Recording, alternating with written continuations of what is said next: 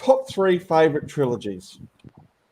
Does it have to be like a geek trilogy, or it can be any? All right. Any trilogy. Any A trilogy movie is a trilogy. But by definition, if you have hardcore study and obsession on them, by nature they're kind of already geek.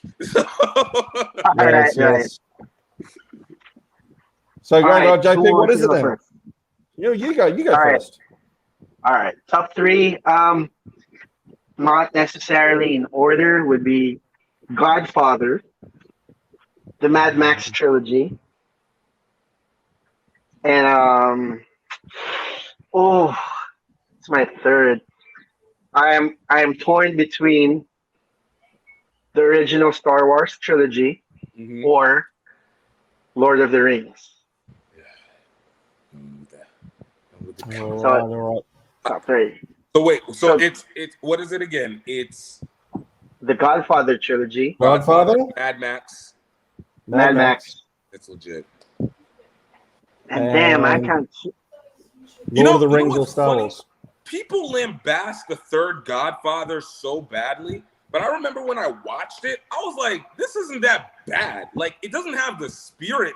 It's not the same spirit, and it's almost impossible to come off with something as good as Godfather 2. But it was also like almost 10 years later, whenever they made that movie in the 90s, early 90s, like, it was just, I think the only thing that I feel like the reason why people actually hated Godfather 3 was because of the cousin incest that was kind of implied in that. Like, I think can do it for you. It was just like, okay, we throw this movie away.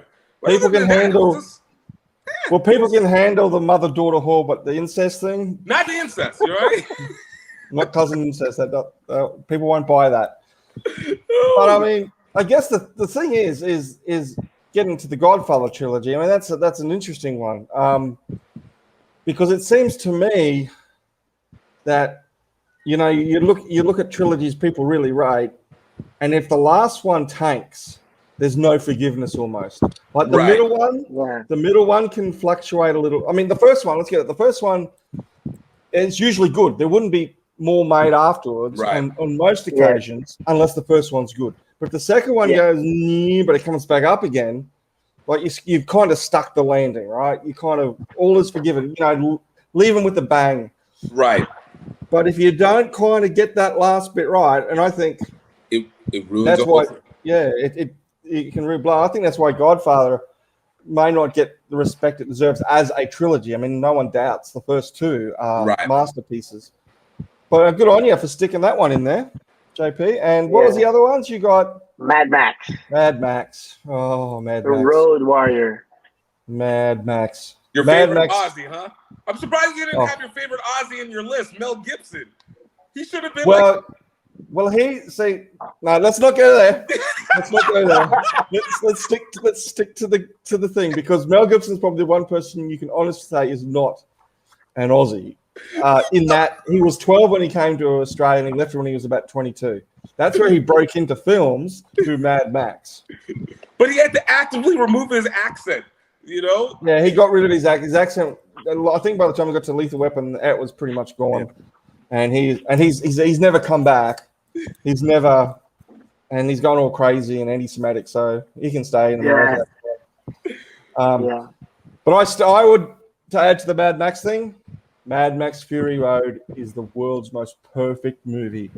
I love Mad Max Fury Road. Good movie, but not a trilogy. You can't even really count it in part of the I know. But I'm looking for any excuse to talk about Mad Max Fury Road.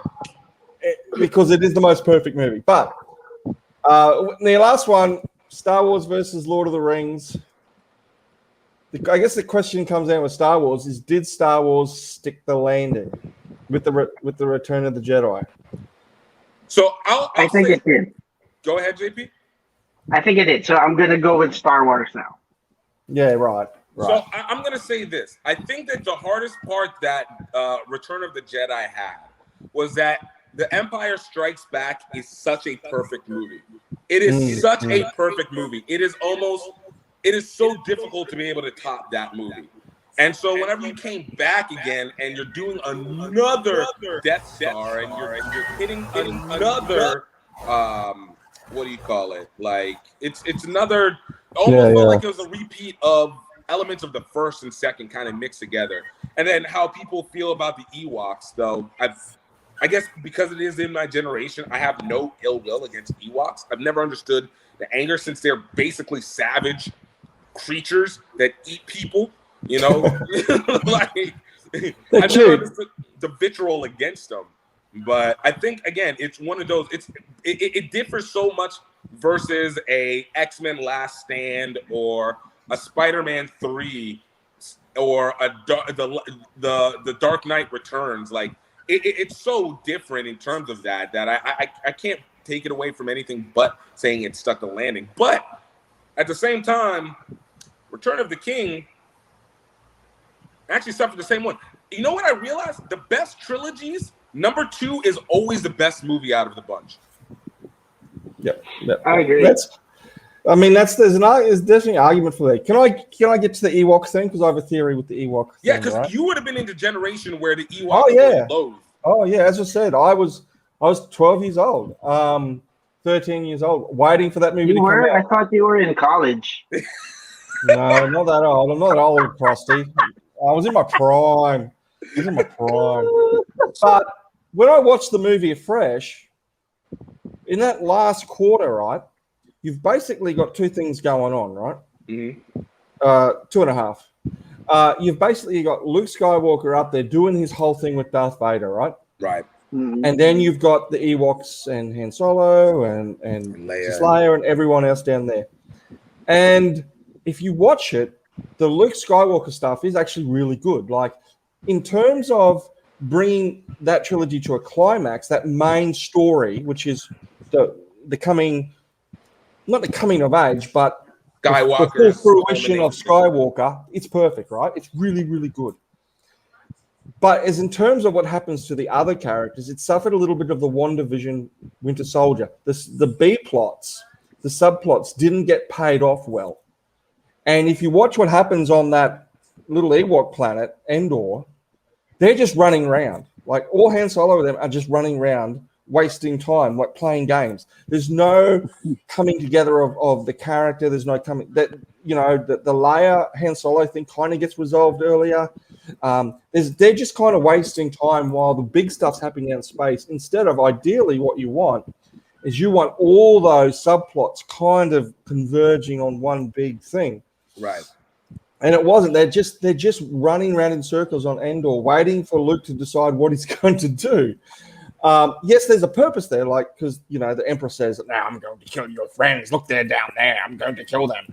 You know, so, but that's still pretty much the Luke Skywalker story and not their own story. And if you ever listen to the commentary, Carrie Fisher is very harsh on that whole Ewok thing, and the fact that the romance between Solo and Carrie Fisher is kind of resolved by, "Please hold me," like she says, and that's kind of their love story. Yeah.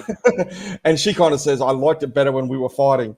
So that's I mean, whenever you're sleeping with your co-star at the time, and like, you break up, of course you like it when you're fighting. So to me, that gets down to what that whole climax, that whole trilogy climax, it has to. You've got 3 movies, and it all comes together in that big last third of the last third, almost, you know. And it's got to be kind of pow. It's got to be mind blowing. And I think Lucas did it really well though with the prequels. Like, the prequels to me are terrible movies. Like, the first 2 are just awful. Right? There's just no worse movie out there than The Phantom Menace as far as acting, scripting, dialogue. And the second one, the Clone War, isn't much better. But the third one, the good thing Lucas does, the Attack of the Clones. The third one, Revenge of the Sith, I thought it had a really good big battle between between Anakin. Obi-Wan and Anakin, and I felt really satisfied with that. The real explosion, the thing, and there's lots of things still wrong with that last bit, like the death of Leia. To me, the death of Padme is still pretty bad. Right. And that no from Darth Vader, right? It's just, oh my gosh, it's like Fury getting his eye ripped out by a cat. You must be kidding me, right? But I thought that actually came together. I got a lot of time for the Rise of the Sith because I thought it just brought those three movies together. Right. As opposed to the last three, 7, 8, and 9. Oh, yeah. That are actually, the first two are actually really good movies, but they're coming together. Oh, yeah. But that's exactly it. It is, how do you wrap it? Because it's a Game of Thrones effect. You can give me all the great lead up into it, but ultimately I need to know how you conclude it. How is it, like you said, how do you stick that landing? And it's such a fickle one because especially whenever you have so many multiple storylines, and we can talk about how the last third, J.J. Abrams just completely was in shambles when it comes to organization. Like this was an argument for Marvel and not letting your directors do too much, without knowing what you're doing. You got to be on the same page. But and that's the funny thing about that number 8, right? The Last Jedi. Yeah, it's actually a really good movie. It's a terrible trilogy movie. It's a terrible second movie because we go into the last movie with no perceivable bad guy, right, and a whole heap of what's his name's backstory. Who's the girl with Ray. The whole Ray story just disappeared into nothing, and a whole heap of other things that are just not taking us into a big climax. In reality, the Last Jedi should have been the last movie, and then they should have moved. Yeah. It should have been something else that was in between there. Not the last the last of the Skywalkers, because that movie was I was kind of sad that they didn't do more with Finn and Rose. That was a lot of outrage marketing wasted. Wasted. There was just a whole heap of character stuff just left undone all over the place. Again, and they will never recover from that. That last three has been tainted. The first two are really good. The first one is like the perfect start. Yeah. Number 7 was a perfect start. 8 was a really good movie. If you tear it apart as it standalone, I really still like it. But it just did not go in. It didn't do what Empire Strikes Back did. It doesn't do what another of other, middle films did. It didn't open things up and head us towards, can they actually do this? Right. I guess what you want. Disney should learn from this, that especially if you plan on a series of movies, that you really have to plan it out.